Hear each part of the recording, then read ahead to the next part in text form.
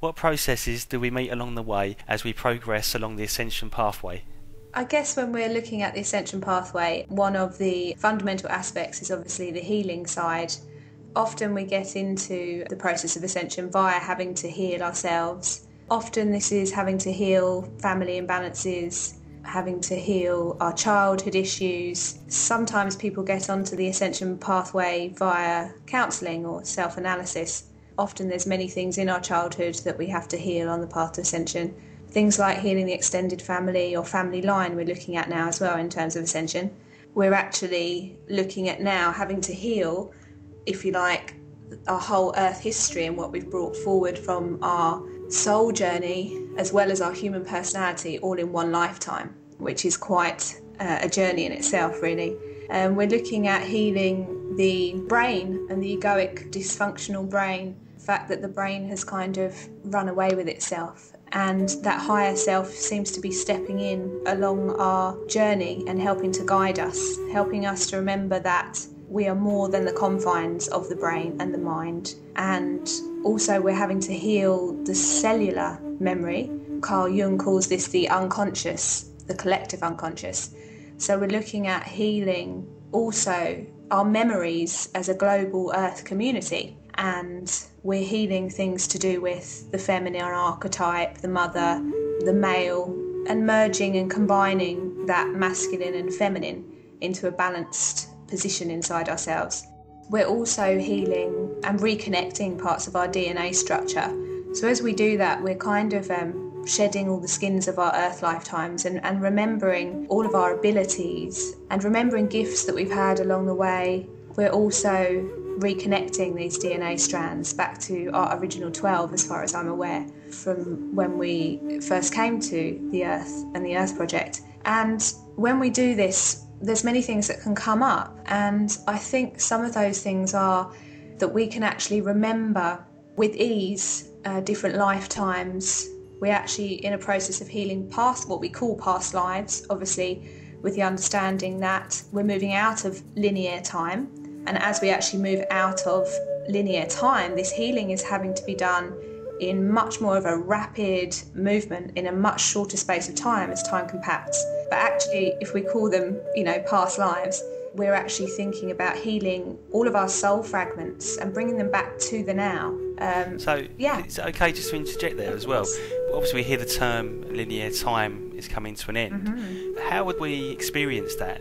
Well, for me, it's very simple that I can actually be aware that what I used to understand as a period of time, say, for example, a day, that day used to seem longer to me than now. I'm aware that something is altering and that day is actually becoming shorter than I used to have awareness than a day used to be. And I think people are finding that this is actually happening for them because they seem to be facing more challenges that are, there are far more of them in a far quicker rate. I think people are actually, you hear a lot of people saying, actually, where's the time going? I can't believe it's this time already. And although, we might say, well, we've said that before in the past, but there's something where there's an intensity about the moment right now globally. There's a building up. It feels like there's a crescendo going on. And I think people are relating to that in two ways. One, they're finding it positive and exciting. And the other way is obviously that it's frightening and that people are finding it very chaotic and hard to deal with these challenges that are coming very fast-paced. And then obviously that fear, if it's not healed or understood, can actually become very destructive for that person or that individual. So I think actually that's when I talk about linear time, I think that's how we're actually experiencing it, that we're seeing globally that there's much more going on in a short space of time, and it's heightened and it's very polar. So it does seem to be more in the opposites. It's almost like a spiral, isn't it? Mm. And so a lot of these issues that people might have on their pathway, they're kind of happening quicker and quicker. Mm. Yeah, definitely. And as far as I'm aware, I don't want to go too much off the subject, but this is important in that, with the mystery schools in Egypt, at a different time when people wanted to prepare or be on the road to Ascension or be on the road to sort of learning the truths and how the universe worked, and the initiations would almost be laid out. There were actually schools for that, but now life is our school. There's no need to go into a sort of secret society or a kind of school to do that. It's all laid forward, it's all there, because that's what people will almost sort of have always been working up to anyhow, this moment in time. But basically this healing it's going to feel, if I can explain how it might feel walking around right now, it feels like people are actually quite fazed by the fact that there are so many things that are going on for them. They'll feel quite overwhelmed because there are a number of different ways that we're having to heal right now. And it really does feel like we're shedding, it's literally like we've just shed one skin and we've dealt with one enlightenment or one thing that's come forward, and we're thinking, wow, I've dealt with that now, and then the next one will just come straight away. And so people's emotional bodies seem to be very elevated and very, there's a lot of friction going on there because they're experiencing so much more emotion quickly.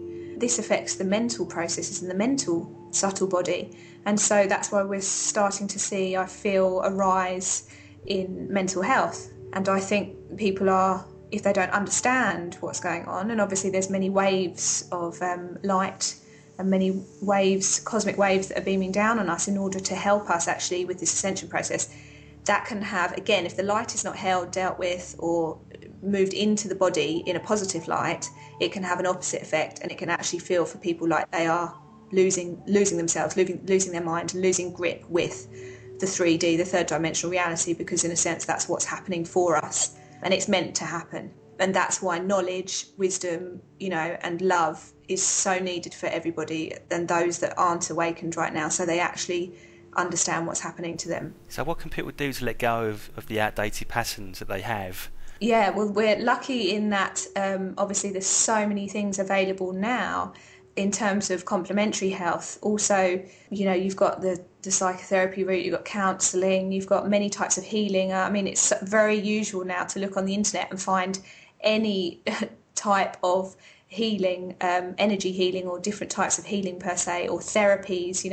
I've heard of people talking about, someone today talked about a therapy called shaking, which I hadn't heard of before, or there's many things that work on the body, so there's like reflexology, there's things that acupuncture, then there's things that work on an energy base, there's things like sound healing that I do, there's many forms of guidance you can go out there and get from people, like I do Ascension consultations and people working with cards. There's loads of help in regards to that.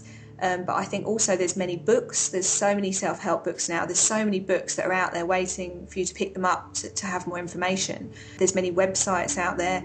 Also there's support groups, there's groups, often now you'll find one around, that an Ascension group or a group that can help you with this. And I think right now it's just that coming together, making sure that if you feel alone or if things are difficult, just to kind of step out of that space, and also to actually ask for guidance from your higher self. If you feel the shifting going on inside yourself, then talk to that higher part of yourself, or angelic presences or different guides or beings that you might work with. But basically it can be scary for somebody. The process in a way is meant to be daunting. An awakening process has to have some parts to it for us to be able to call it an awakening. But there is so much help out there now.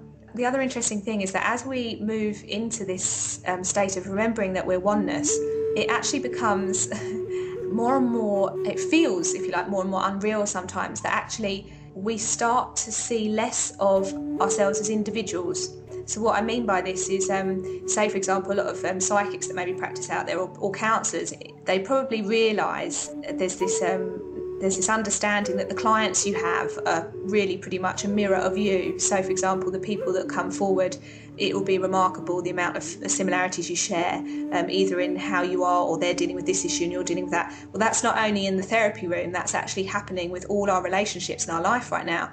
So when I talk about using the mirror, it's actually becoming more and more evident that what we see in somebody else, whether it be difficult or positive, whatever we see, whether we deem it positive or negative, that actually it's just allowing us to see something inside ourselves. And even if that's something that might be in the shadow, we have the ability to bring that forward. So rather than see the difficulty with the other, we realise that that other is just part of us, and it's shining something back on us to see. So actually at this time, I know personally for me in my life, I'm finding identification with so many things, and sometimes you can kind of feel like you're in a really odd world where you're thinking, this really is just me walking around now like as a hologram, and everything is just, me, and we're actually realising that there's far less separation. It's like we're starting to move around as a one more. Does that kind of make sense? Of course, yeah. With about 30 seconds left on this podcast show, have you got anything that people could do in a nutshell? I would say, one, keep the faith, do a lot of breathing, just use the mirror, observing, letting go, and, helping yourself to stay grounded. Do look after the body and the soul at the same time. And stay out of fear. And stay out of fear. Always imagine the white light coming down.